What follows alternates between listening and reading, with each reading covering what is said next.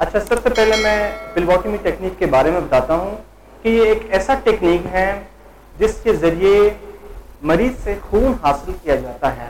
ठीक है, तो फिलबॉटमी टेक्निक को 3 टाइप्स में डिवाइड किया जाता है। फिलबॉटमी टेक्निक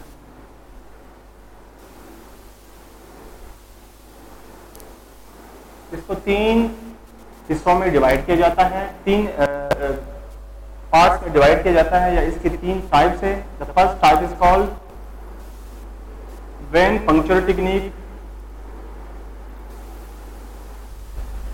सेकंड है कैपिलरी पंक्चर टेक्निक,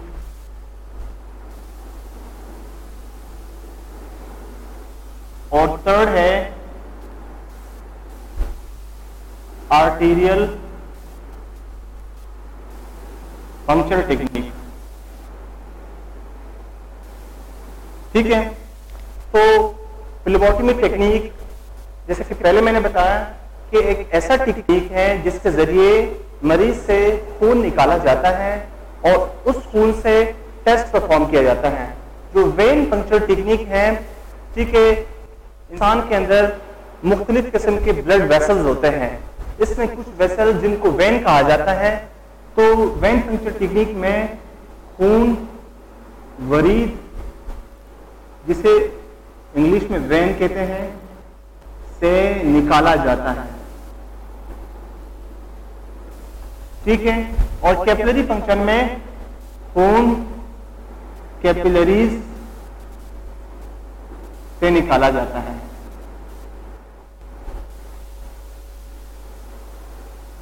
मसलन उंगलियों के पोर या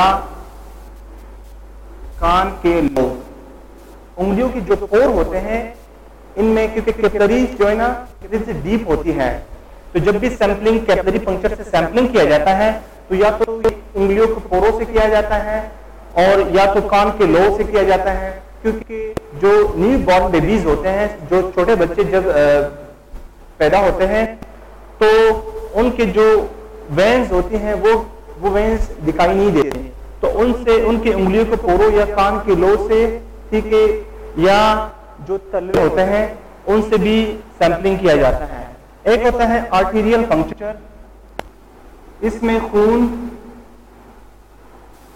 शरीयान से निकाला जाता है। ठीक है, मोस्ट प्रोबेबली और कॉमनली जो यूज्ड टेक्निक है फिलबॉटमी का, that is when puncture technique, यानी वेन के जरिए खून निकालना। तो लेबोरेटरी के अंदर आमतौर पर वेन पंक्चर टेक्निक इस्तेमाल होता है, क्योंकि इस टेक्निक के जरिए काफी ज्यादा मिकदार में खून निकाला जा सकता है और उस खून से मुख्तलिफ किस्म के टेस्ट परफॉर्म होते हैं। तो आज का जो मेरा लेक्चर है उसमें हम पढ़ेंगे वेन पंक्चर टेक्निक के हवाले से ब्लड सैंपल कलेक्शन। ठीक है, एक यहाँ पर मैं एक क्वेश्चन लिखता हूँ जो कि मोस्ट कॉमनली एग्जाम्स में पूछा जाता है, और ये क्वेश्चन हमेशा एग्जाम्स में आता है। तो आज इस लेक्चर के अंदर मैं इसी क्वेश्चन को डिस्कस करूंगा। क्वेश्चन है, describe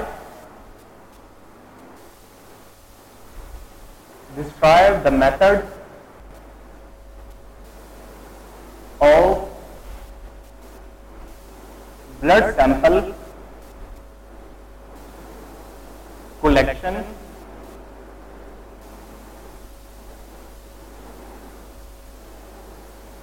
identification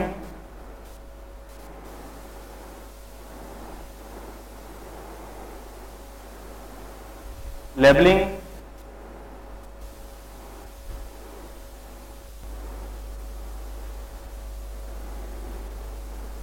transportation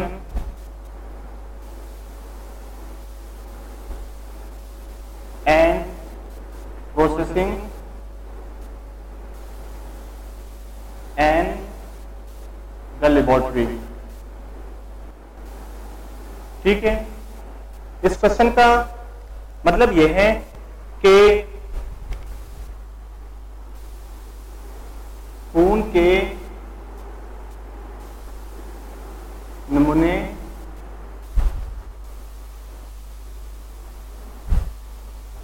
You are currently the only person in this conference. लेने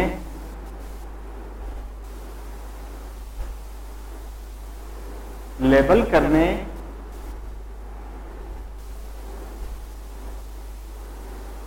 पहुंचाने और लैब में प्रोसेस करने का तरीका तफसील से बयान करें। अच्छा, ये जो क्वेश्चन है, आज का जो मेरा लेक्चर है वो इस लेक्चर में मैं इस क्वेश्चन को एक्सप्लेन करूंगा। ठीक है, जिसमें जो हमारा मेन टॉपिक है दैट इज कॉल्ड फिल्बोटमी टेक्निक, इसी क्वेश्चन के अंदर मैं एक्सप्लेन करूंगा। और ये जो क्वेश्चन है ये एग्जाम में बार बार आता है और ये क्वेश्चन पास्ट पेपर में भी इस तरह के क्वेश्चंस काफी मरतबा आए हैं। ठीक है, तो इस क्वेश्चन को अभी मैं सॉल्व करूंगा कि इसमें सबसे पहले है इस क्वेश्चन का जो पार्ट है that is blood sample collection which is related to phlebotomy technique. ठीक है, तो सबसे पहले मैं ब्लड सैंपल कलेक्शन के हवाले से एक्सप्लेनेशन दूंगा कि ब्लड सैंपल को लेबोरेटरी में कैसे कलेक्ट किया जाता है। ठीक है, उसके बाद हम डिस्कस करेंगे next part identification and labelling, उसके बाद transportation and processing in the laboratory. तो सबसे पहले एक्सप्लेन करूंगा ब्लड सैंपल कलेक्शन प्रोसीजर। ठीक है, the first part of this question is blood sample collection.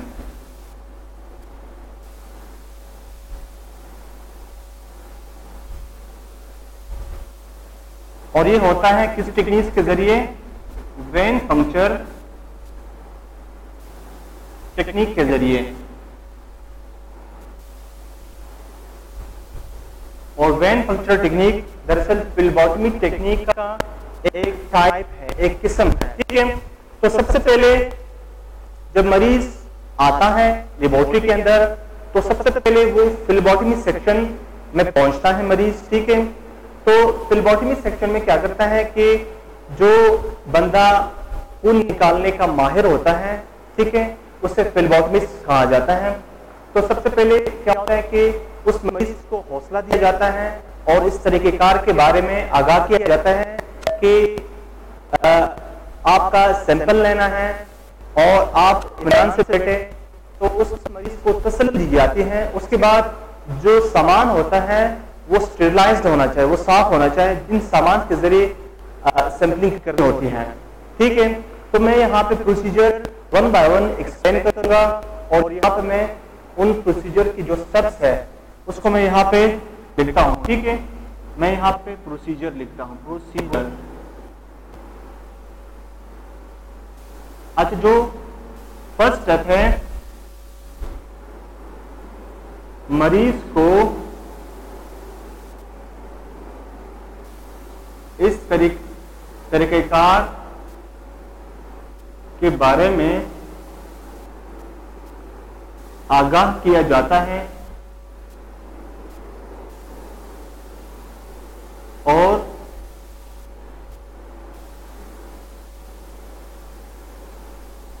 तसल्ली दी जाती है।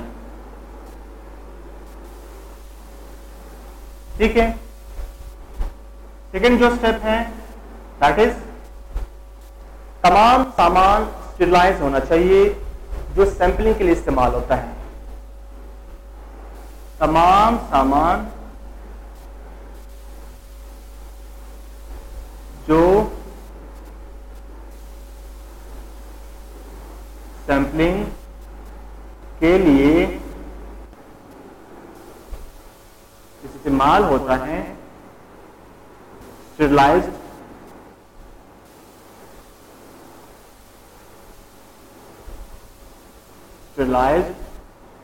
यानी साफ, जरासीम से साफ होना चाहिए। ठीक है। और जो थर्ड स्टेप है दैट इज मरीज का जो खून निकालना होता है या मरीज के जो सैंपल हासिल करना होता है वो बाजू के अंदर मुख्तलिफ वरीदें होती हैं, मुख्तलिफ वेन्स होती हैं।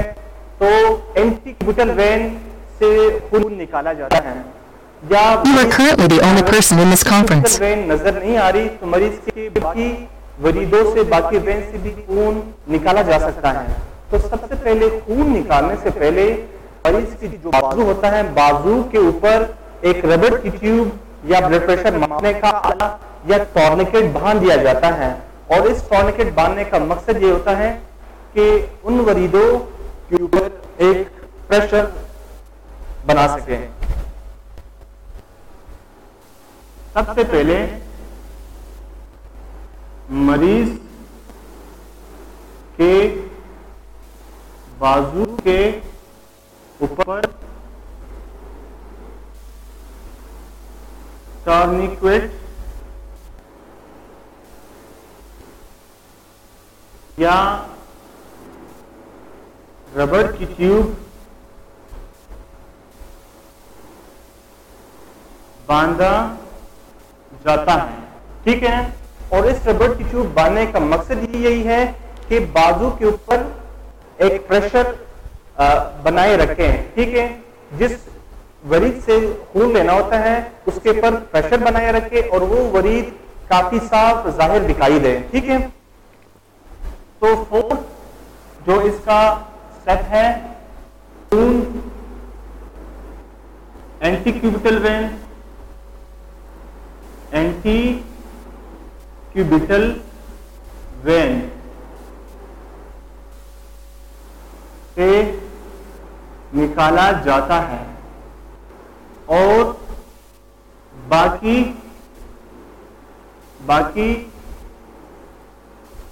हाथ के वरीदों से भी निकाला जा सकता है,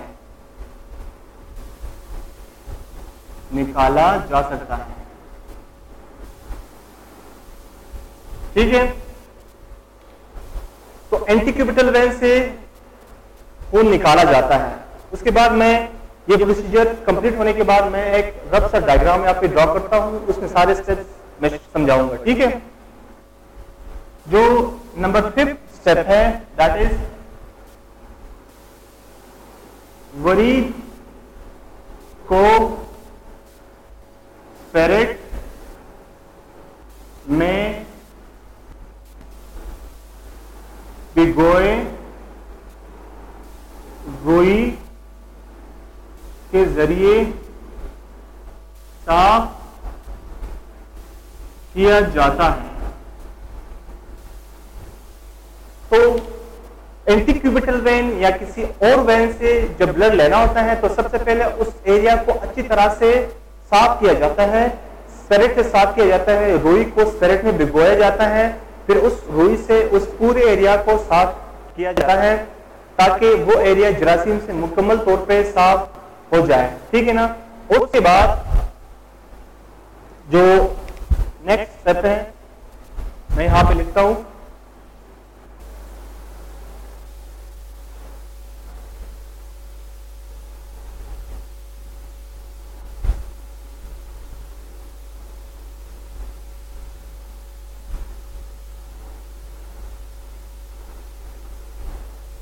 नंबर 6 स्टेप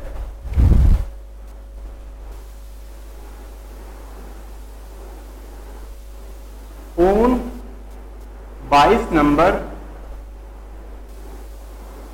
सुई से निकाला जाता है। आमतौर पर जो सिरिंज का सुई होती है वो 22 नंबर यूज किया जाता है और मुख्तलिफ सुई के नंबर को भी यूज किया जा सकता है, ठीक है ना। उसके बाद क्या होता है कि सिरिंज के जरिए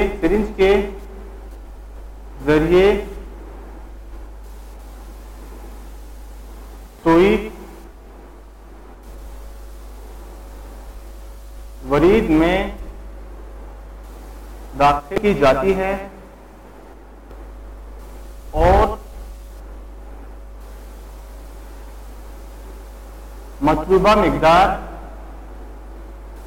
खून निकाला जाता है। जितनी मिकदार खून की जरूरत होती है उतना मिकदार खून निकाला जाता है जो टेस्ट के लिए रिक्वायर्ड होता है। तो सिरिंज की जो सुई होती है वो उस एंटीक्यूबिटल वेन के अंदर दाखिल किया जाता है और जितने मिकदार रिक्वायर्ड होता है खून की उतना ही निकाला जाता है, ठीक है। जो 7 नंबर स्टेप है, खून You are currently the only person in this conference. के बाद टॉर्निकेट या रबड़ की जो ट्यूब है जो बाजू पे बांधा गया है, रबड़ की ट्यूब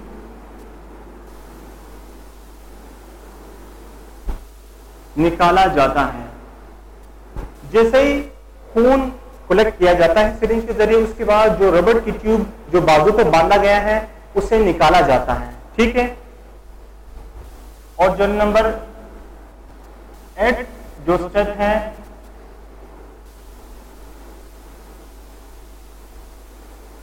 खून को रोकने के लिए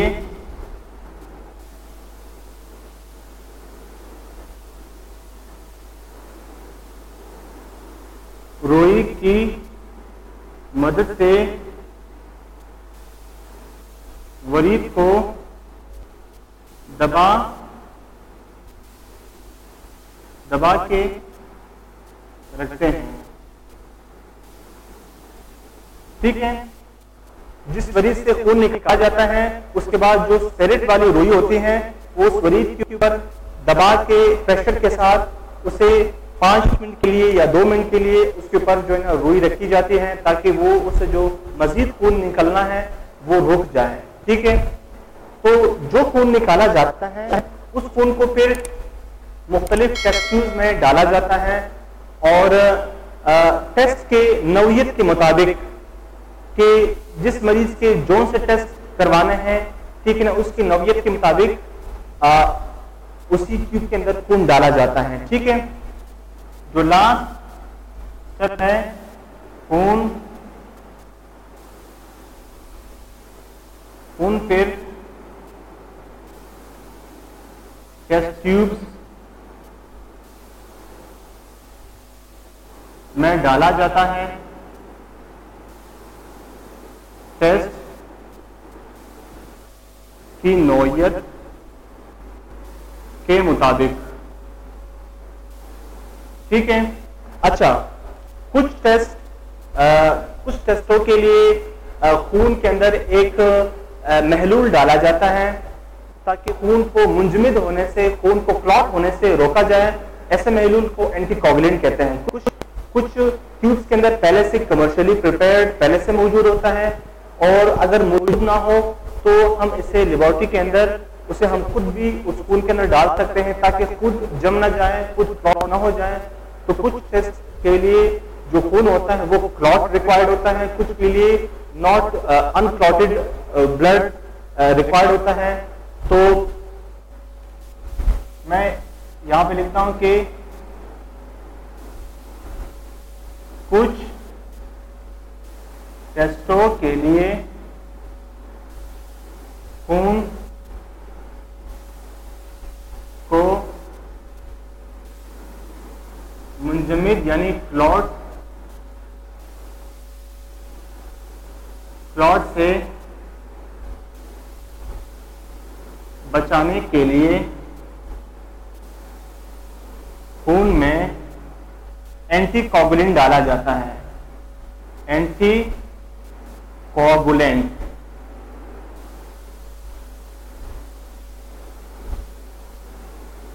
डाला जाता है। अच्छा, जो एंटीकोगुलेंट होता है ये दरअसल एक ऐसा महलूल होता है, ठीक है, जो कि खून को जमने से रोकता है, ठीक है। तो एंटीकोगुलेंट, डिफरेंट टाइप के एंटीकोगुलेंट लेबोरेटरी में यूज होते हैं, जो मैं यहाँ पे एक्सप्लेन करूंगा। तो this was the first answer of first part of this question के सैंपल कलेक्शन लेबोरेटरी में कैसे किया जाता है। तो इस प्रोसीजर के तहत, जिसको वेन पंक्चर टेक्निक कहते हैं, इस प्रोसीजर के तहत लेबोरेटरी में खून किसी पेशेंट से कलेक्ट किया जाता है, ठीक है। मैं यहाँ पे एक डायग्राम ड्रॉ करता हूं जिसमें मजीद आसानी से आप लोगों को समझ आ जाएगी।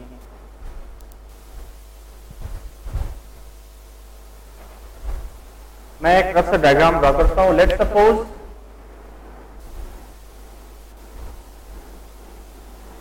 ये पेशेंट का बाजू है,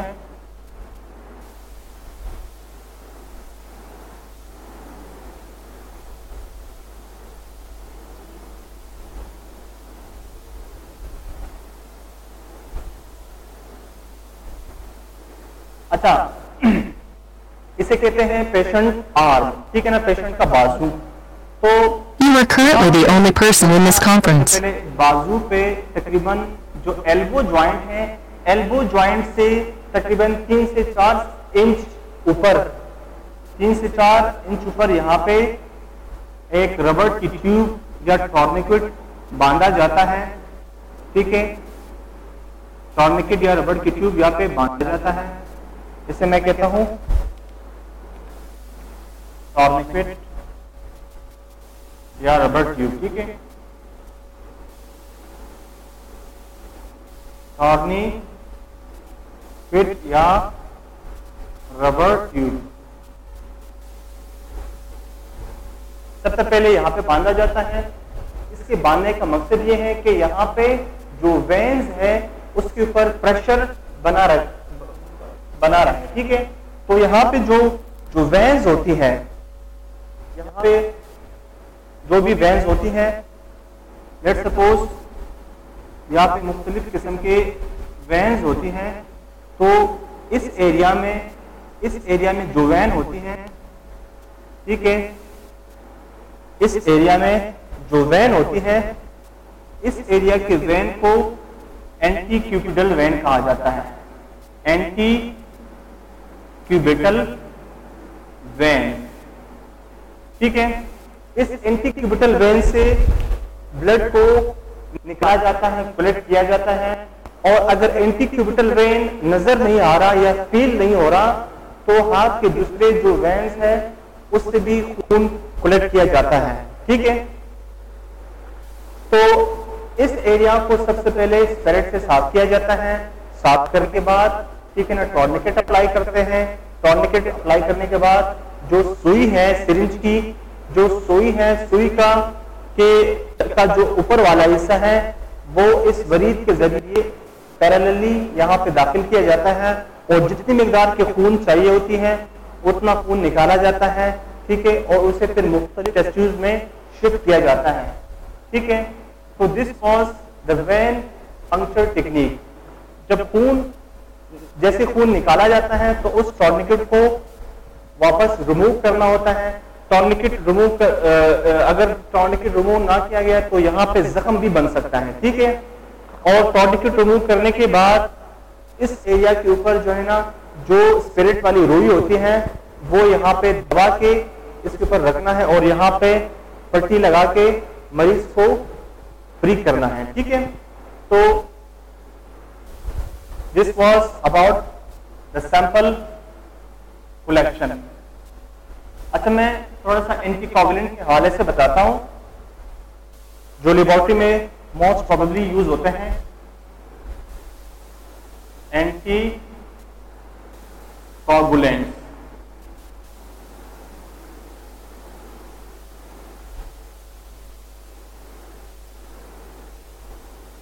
खून को जमाने से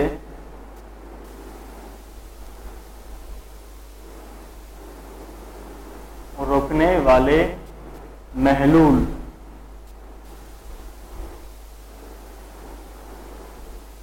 मुख्तलिफ किस्म के एंटीकोगुलेंट लेबोरेटरी में यूज होते हैं। जो कॉमनली एंटीकोगुलेंट्स है इसमें है ADTA, इसे कहते हैं, इसका जो एब्रिविएशन है ethylene diamine tetra acetic acid, acetic acid. उसके बाद है सोडियम क्लोराइड,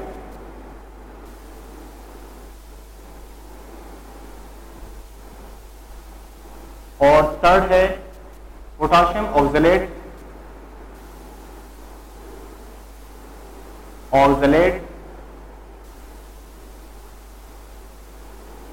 और इसके अलावा है ट्राई सोडियम साइट्रेट,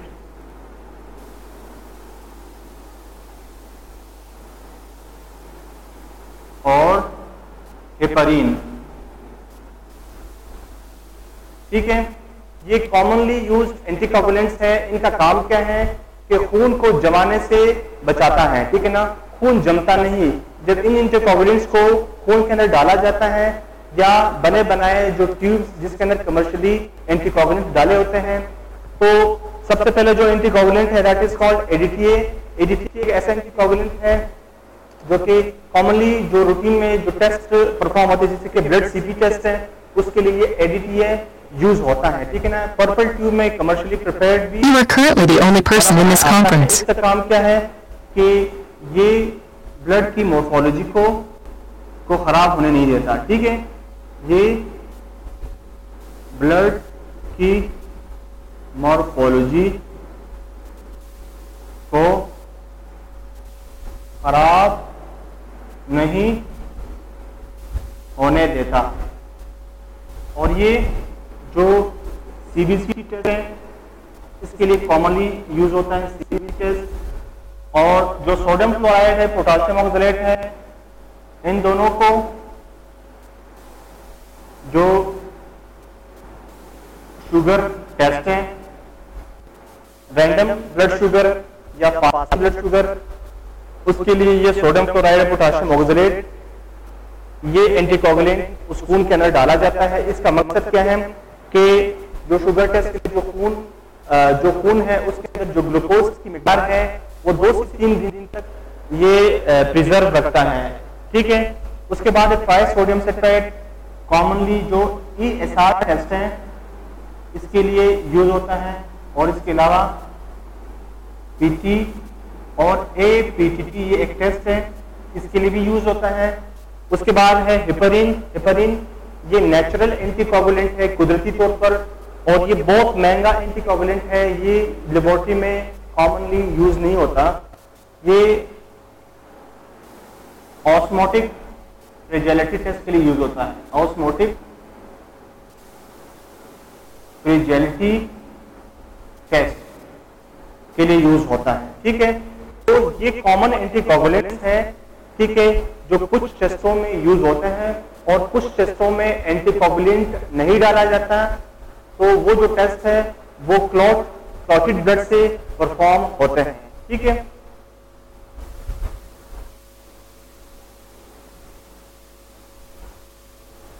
उसके बाद है second part of the question, that is identification and labelling. अच्छा, सबसे पहले जब पेशेंट के आता है रिसेप्शन यूनिट पे, रिसेप्शन यूनिट में पेशेंट की रजिस्ट्रेशन होती है। ठीक है, वहां पे आइडेंटिफिकेशन, ठीक है, पेशेंट का आइडेंटिफिकेशन सारा कुछ दिया जाता है। तो सेकंड जो पोर्शन है that is called identification.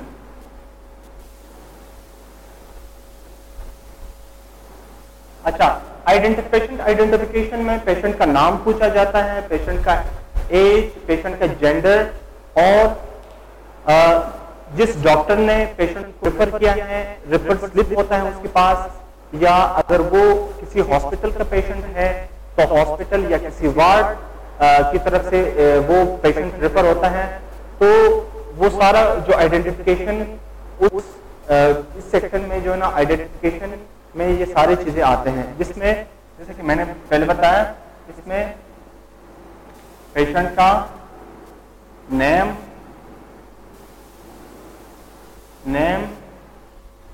Gender, gender में मेल या फीमेल है, ये लिखा जाता है रजिस्ट्रेशन में। और उसके बाद रेफर्ड बाय, जिस डॉक्टर ने रेफर किया है, या अगर खुद से टेस्ट करवाना चाहता है तो रेफर्ड बाय डॉक्टर और रेफर्ड बाय सेल्फ रेफरल इसे कहते हैं। ठीक है, तो ये सारा जो इंफॉर्मेशन है वो आइडेंटिफिकेशन में पेशेंट का जो आइडेंटिफिकेशन होता है, क्योंकि वो बहुत जरूरी होता है, क्योंकि आपको पता होना चाहिए कि जिस पेशेंट का मैं सैंपल ले रहा हूं उसका नाम क्या है, ताकि बाकी जो पेशेंट है उनके साथ वो सैंपल मिक्स ना हो जाए। ठीक है, तो आइडेंटिफिकेशन के बाद जो होता है वो लेबलिंग होता है। Next, labelling.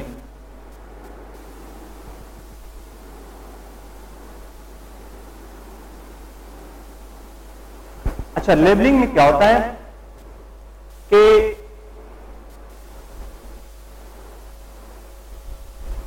इसमें हर मरीज के हर मरीज के नाम का अलग सा लेबल लगा के रखना चाहिए। ठीक है, तो पेशेंट के जो सैंपल्स होते हैं उसके ऊपर एक आइडेंटिफिकेशन नंबर या उसके नाम का लेबल लगा के रखना होता है, ताकि वो बाकी दूसरे सैंपल के साथ मिक्स ना हो जाए। ठीक है, तो मैं यहां पे लिखता हूं कि लेबलिंग में कुछ चीजें मद्देनजर रखने चाहिए। You are currently the only person in this conference. हर मरीज के नाम का अलग लेबल लगा के रखना चाहिए। ठीक है, सेकंड जो जिसमें एम पॉइंट है कि अगर ये सैंपल हॉस्पिटल में या किसी हॉस्पिटल के वार्ड से ये सैंपल लिया जाता है तो उस पे वार्ड का नंबर और टेस्ट की नौयत ये भी लिखना लाजमी होता है। वार्ड नंबर और टेस्ट की नौयत लिखना चाहिए।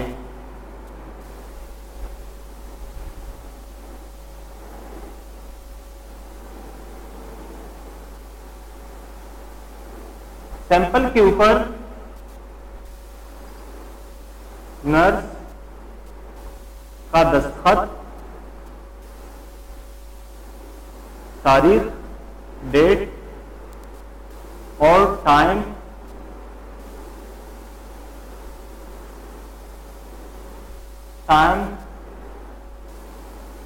लिखना चाहिए।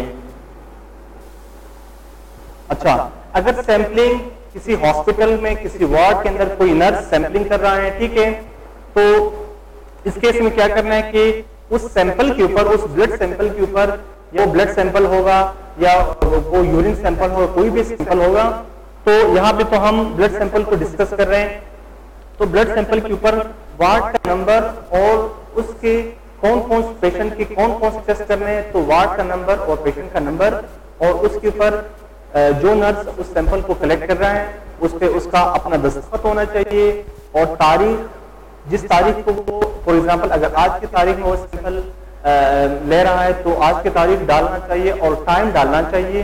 तो it's very important in case of labelling. ठीक है, और जो फोर्थ स्टेप है वो तमाम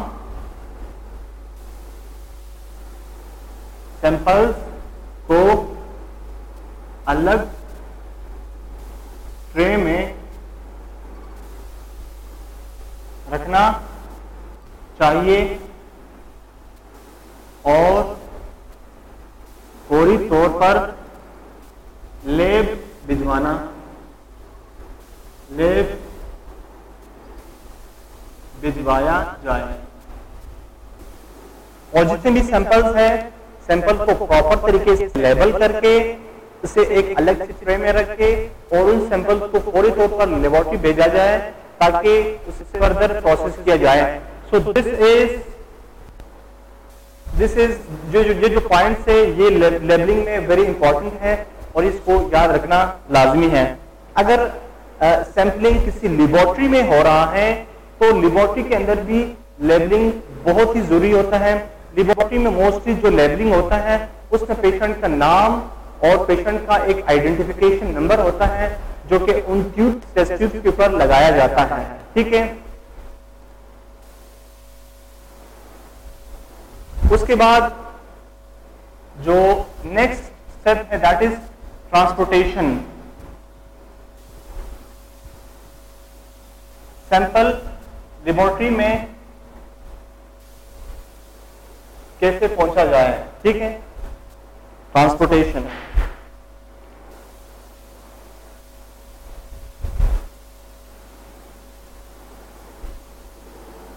ट्रांसपोर्टेशन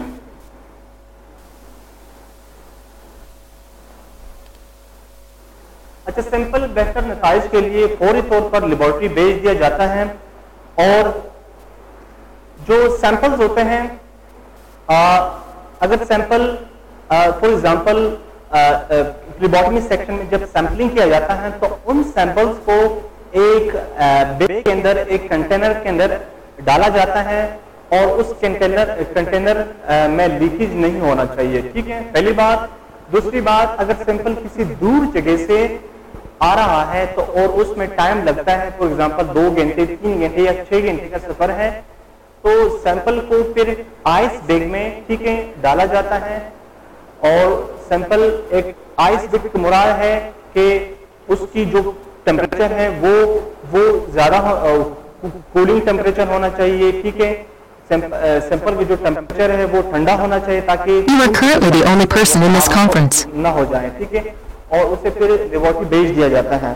तो सैंपल ट्रांसपोर्टेशन में पहली जो बात है वो ये है कि तमाम सैंपल्स फौरी तौर पर लैब भेजा जाता है। अगर लेबोरेटरी के अंदर सैंपल लिया जाता है, निकाला जाता है किसी पेशेंट का, तो उसे फौरी तौर पर लेबोरेटरी में भेजा जाता है, लैब एरिया में भेजा जाता है ताकि उस लेबोरेटरी के अंदर उसकी टेस्टिंग हो जाए। और अगर लेबोरेटरी थोड़ा सा फासले पे है तो उसे फिर एक ऐसे कंटेनर के अंदर डाला जाता है ताकि उस कंटेनर में लीकेज ना हो, दूसरा है कि कंटेनर टूटे ना। ठीक है, इस चीज का ख्याल रखना जरूरी होता है।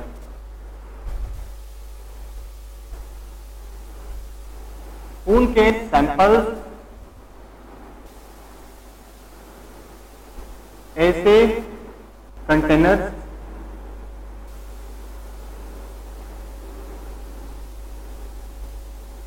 में भेजने चाहिए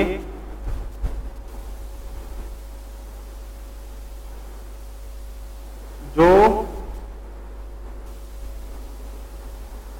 लीकेज ना करे और टूटे ना।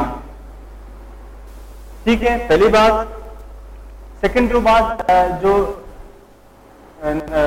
सोचने वाली जो पॉइंट है दैट इज कि अगर सैंपल दूर जगह से आ रहा है, ठीक है ना, फासला काफी फासला है जो ट्रांसपोर्टेशन है, ठीक है, तो उसमें यह है कि सैंपल को आइस बैग में रखना लाजमी है। ठीक है,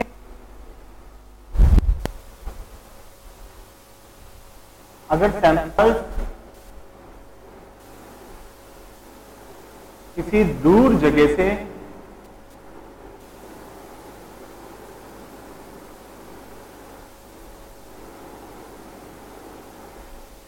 लेबोरेटरी भेजना हो तो इसे आइस बैग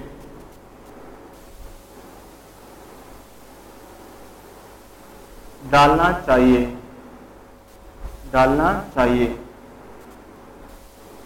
ठीक है, आइस बैग में इसलिए डाला जाता है ताकि इसका जो टेम्परेचर है वो मेंटेन रहे, ताकि दर्जा हरारत बरकरार रहे। तो ये तीन बातें ट्रांसपोर्टेशन के हवाले से बहुत ही जरूरी है। ठीक है, उसके बाद है जो लास्ट पोर्शन है processing in the laboratory. Sample कैसे प्रोसेस होता है, ब्लड के जो सैंपल्स है लेबोरेटरी में। ठीक है,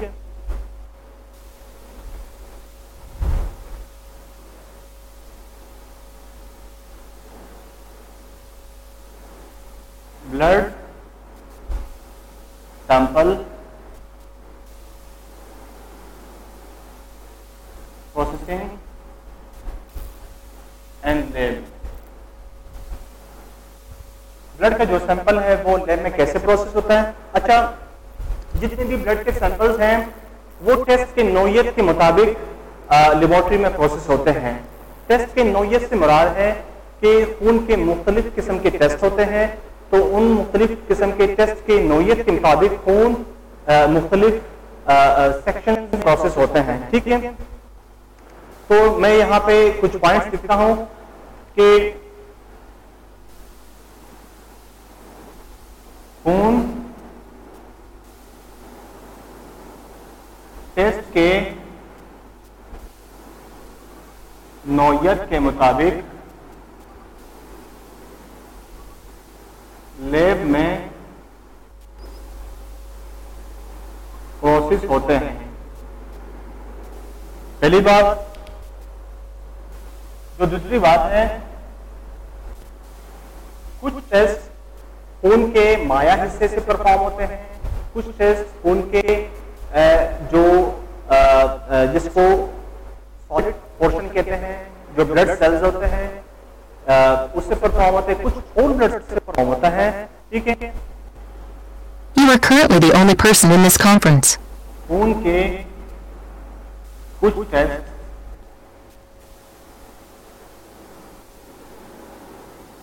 खून के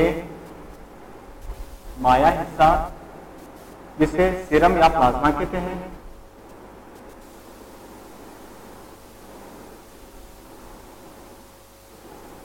से होता है और कुछ होल ब्लड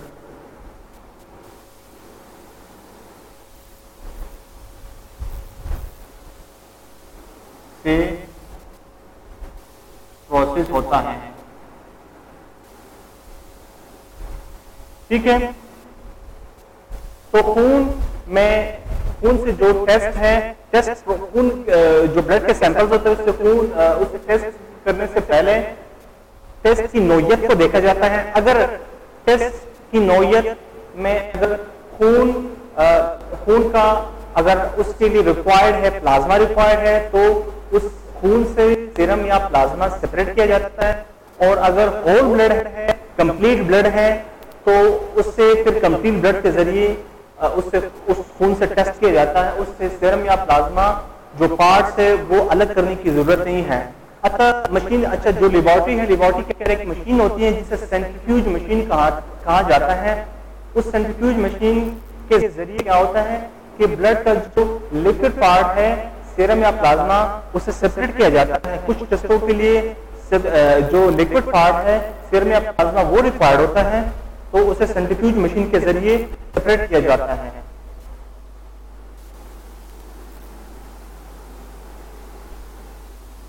मैं यहां पे लिखता हूं सीरम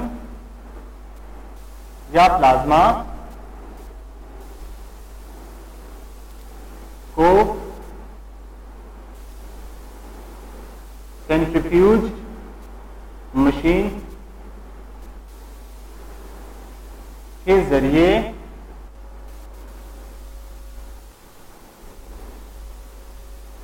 अलहदा किया जाता है। ठीक है, और फिर लेबोरेटरी में मुख्तलिफ आलात होते हैं, मुख्तलिफ इक्विपमेंट्स होते हैं। उन इक्विपमेंट्स और केमिकल्स के जरिए मुख्तलिफ टेस्ट परफॉर्म होते हैं, और हर टेस्ट के लिए जो इक्विपमेंट यूज होता है वो डिफरेंट होता है। हर टेस्ट के लिए जो केमिकल यूज होता है वो भी डिफरेंट होता है, और हर टेस्ट का जो प्रोसीजर होता है वो भी डिफरेंट होता है। ठीक है, तो मैं यहां पे लिखता हूं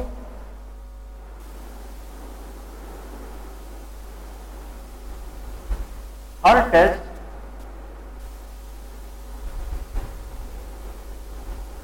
या तमाम टेस्ट मुख्तलिफ लेबोरेटरी हालात यानी लैब इक्विपमेंट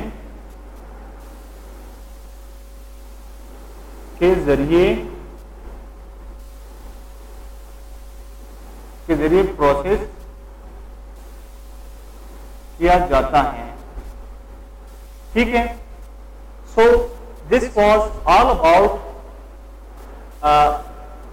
टेस्ट प्रोसेसिंग। ठीक है, तो ये जो क्वेश्चन है, ये क्वेश्चन अमूमन एग्जाम में आता रहता है। तो इस क्वेश्चन का जो आंसर है वो हमने अटेम्प्ट कर लिया। तो ये जो आज का जो लेक्चर था फिलबॉटमी टेक्निक, जिसमें सैंपलिंग कैसे करना है और टेस्ट को कैसे परफॉर्म करना है, तो हर टेस्ट का अपना प्रोसीजर होता है जो इंशाल्लाह हम आगे फिर पढ़ेंगे। So this was today's introductory lecture about phlebotomy technique, और इस क्वेश्चन को याद रखना बहुत ही जरूरी है। सो आज का लेक्चर यही पे खत्म हो जाता है। उम्मीद है कि आज का लेक्चर आप लोगों के लिए इजी था और आप लोगों को समझ आ गया होगा। इंशाल्लाह फिर नेक्स्ट लेक्चर में मिलेंगे। अल्लाह हाफ़िज़।